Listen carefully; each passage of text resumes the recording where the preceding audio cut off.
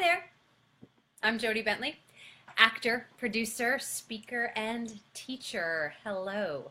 I just tried to do this like 5 minutes ago and something had a glitch with my computer, so I was making sure that it didn't post like 5 seconds of a random video. Anyway, hello. I am here with episode 13, lucky 13, my Bravery in Business series. As an actor, I play women who are ambitious, determined, obsessed, and myopic to the extreme. As a producer, I tell stories that raise consciousness. And as a speaker and teacher, I talk about bravery in business. So hello, Nicole. Hello, Sandra. Hello, Tom. Thank you for joining. I'm very excited. Okay, so when I talk about bravery in business, I'm referring to the acting business, the entertainment business, the business of crowdfunding, but also, most importantly, in what today's episode is really about, to some degree, the business of life, because that really is all of us as we make our way in the world. And when I talk about bravery, to me, bravery is the obsessed desire to authentically live your vision for your life and career without compromise. So let's talk about bravery. Let's talk about being brave. And today, in episode 13, we are talking about vulnerability. So I'm feeling a little vulnerable. Ooh, hit my computer. About this video because usually I have not that I don't have a strong point of view about this, but I usually have a very strong point of view and, sort of things to do about my topics. And I feel like this is this is a discussion, a heartfelt discussion. And I think vulnerability is a huge topic. And I think the word is thrown around like crazy all the time. But what does it really mean? Because I believe true vulnerability is bravery. And bravery is a choice. Therefore, is vulnerability a choice? Well, let's talk about it. Hello, Susan. Thanks for joining. Okay, well, yesterday, I posted my midweek musing, which was, do people see you for who you really are? We had a lot of responses on this one. I wasn't sure how people would respond to this, and we had a lot. Let's see. Well, Liz Hachey talked about being a performer and how as a performer, she's always on. So, but is she really letting people see, she doesn't let the people that she's performing for see who she is when she's at home. Which I responded that really, well, none of you get to see me with my mouth guard and my earplugs and my glasses. So only Matt gets that. Hello, Christian. Hello, Lenora. Thank you for joining. Hey. Okay. Let's see. Other people just said no, that people don't see them for who they really are. Not in the slightest, said Shara. Joe says often they do. Ronnie says hopefully. Eli says there are a few. VP said I do. And yes, VP, I see you. I see you for who you really are. Katrine, if that's how I'm saying her name right, says, would I want them to? Well, that's an interesting question.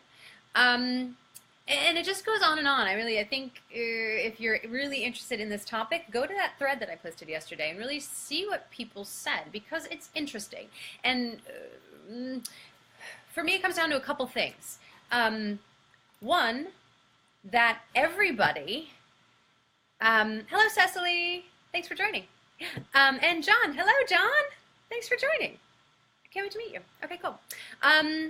Okay, a couple things from that. Do people see you for who you really are? Well, one, a lot of people said no, but that's not my issue. Technically, I think is what people said. And there is some truth in that. Because everybody sees the world through their own filters, through their own eyes. I see the world differently than you. That's the basis of most of the arguments that Matt and I have, is that I'm seeing things through my filter and he's seeing them through his filter. None is right, no one is right, no one is wrong. It's just the way we see things based on our life experiences, our joys, our pains, our sadness. That you see things through that filter. The term rose-colored glasses or things like that. It's true that we are seeing things from our own perspective, which sometimes we take and deem as truth. But is it really? I know I've talked about this in some other videos too. So it's interesting to say, do people really see me? And a lot of people said, well, no, but they're seeing things the way they want to see them, so kind of screw them, essentially. So that's one way to look at things. But the other way to look at this as well is, are you allowing people in? Hey, John, thanks for joining. Did you write your poem this morning? I trust you did. Okay, so are you allowing people in? Or are you more concerned with image, your own image, how you are perceived in the world, or are you more concerned with protecting yourself? Hey, Sarah, how are you? Nice to see you. Okay, great. Oh, I said Sarah and Siri kicked in. Nope, no, not Siri. Sorry, Siri. Okay. So think about that. First of all, you are seeing the world through your own filter, but secondly, are you really allowing people in, or are you more concerned with your own image issues, how people are perceiving you, or in protecting yourself? Now, that's really the big question. And for years, I was way more concerned with how people would perceive me. I was way more concerned with my image and how I would come off than actually really letting people in and being vulnerable, because I wanted to be perceived in a certain way, and that sort of superseded everything. Therefore, I sacrificed true intimacy and connection with friends, colleagues, whoever, sacrificed that to keep myself safe, protected, seen the way I wanted to be seen.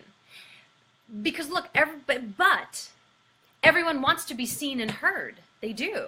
Oh, hey, Matt. Hey, baby. I was already talking about you. I told everyone that we fight all the time. No, I'm kidding. I was talking about filters. Oh, John says hi. I don't know if you can see that. John Christopher says hello. Okay, great. But look, everyone wants to be seen and heard. I'm here on freaking Facebook Live to be seen and heard. We all post stuff on Facebook and Twitter. I mean, social media has opened up the world where everyone gets to be seen and heard. That is why it is so freaking popular, right? However, okay, wait, Lenora has a question. What about if I felt no connection with others in the past? Okay, well, there's a few things there. If you don't feel, look, not everyone's going to like you, and you're not going to like everyone. That's just a fact. 30% of the people in this world are not going to like you, and you're not going to like 30% of the people in this world. So what? So if there's not a connection there in terms of that, well, they're just not your people. However, a lot of times we are so living behind our own armor that we rule people out as not being our people because it's the safer thing to do. Because it's much harder to be vulnerable, be honest, expose, take off the armor, and get hurt. So we protect. We protect and hold back our true selves because it is safer.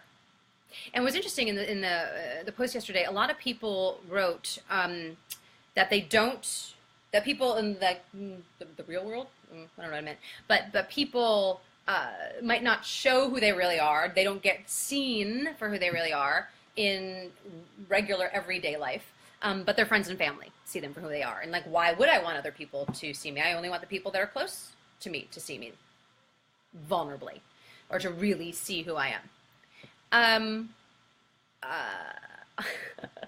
Sorry. Thank you, John Christopher. You said 200 channels on TV, and this is the best thing on, and it's free. For now. I'm kidding. Thank you. That was very sweet. Oh, and Matt says hello, by the way. Okay. Oh, I think you can see each other's things. Okay. All right. I digress. Oh, shoot. What was I saying? Oh, poop. See, you guys got me distracted now. Anybody? Anybody help me out? What I was talking about? I mean, I know I'm talking about vulnerability. Oh, okay. So, yeah. So do you, is it really being vulnerable to allow only the people who are super close to you really see who you are? Or what would it be like if you let everyone really see you? If you didn't walk down the street with your armor on, if you didn't put up a wall, if you weren't so concerned with image issues or protecting, what would your life be like? Would it be more joyful? Would it be more in flow? Would you feel more at ease? Because guess what? It takes a lot of fucking energy to hold on to armor. And I know, because I did it for a long time. And guess what? People saw me the way I wanted to be seen. They saw me as strong. They saw me as direct. They saw me as having my shit together. They saw me as a multitasker, as a superwoman. I got all those things. And in my journey with vulnerability, which has been a lot over the past 2 years, really, I now get people saying those same things about me, but they also say, well, you're not afraid to show your failures. You're not afraid to show your mistakes. You're not afraid to be real and just tell it like it is. And yes, Matt, I have a potty mouth. I get it. You get to deal with that because you're marrying me. Okay, Lenora says, oh, what if private isn't that image? I'm not sure what you mean by that. You mean if you're a private person? You can be a private person, that's fine. I'm not saying to get on social media and dump all of your stuff. I'm not saying that. But when you talk with someone, are you simply having small talk? Are you just simply saying, how are you today? Great. How are you today? Great. And you just buy each other's bullshit and move on. Because that's not true connection. That's not true intimacy. That's not how relationships are formed. And it's safer, which is why we do it. Yes, I trust that your aunt has covered her ears, Matt. I know there's a lot of swearing in this video. I'm sorry. I'm sorry, everybody. But really, I'm not. This is who I am. Okay. So my point in bringing up earlier is that I feel that because I'm not so worried about how I'm perceived, because I am more about, let's figure this out, let's chat, let's connect, that I feel that people still see me the way I want to be seen, but it's more relatable. And think about it. Think about the people, the celebrities, the people on TV, those people that you are drawn to. I mean, freaking Oprah Winfrey. That woman, owns a freaking network. She has a TV show. Everybody knows her name. She's a phenomenal actor. And why do people like her so much and watch her talk show forever? Because she was relatable. That she failed in front of everybody. She shared her mistakes in front of everybody. So, a lot of people are saying, well, I'm a performer, so no, I'm performing, I'm on. And there's a sense to these videos where I'm on, my energy's up. I mean, Matt can contest, I still have the same energy at home, but there's a sense of onness. And how can you, as a performer specifically, be a performer, but allow people in your heart, allow them to see you, allow them to relate. And I think that's why people become celebrities and stars, is we get them to some degree, or we want to be like them, yet we also relate to them, which I think is huge. Okay, yes, Matt, I'm my father's daughter, I swear, thank you. Lenora, if they said they're private, so you mean if people say that they're private? Well, that's a couple things. I think, and again, I'm not talking about airing dirty laundry.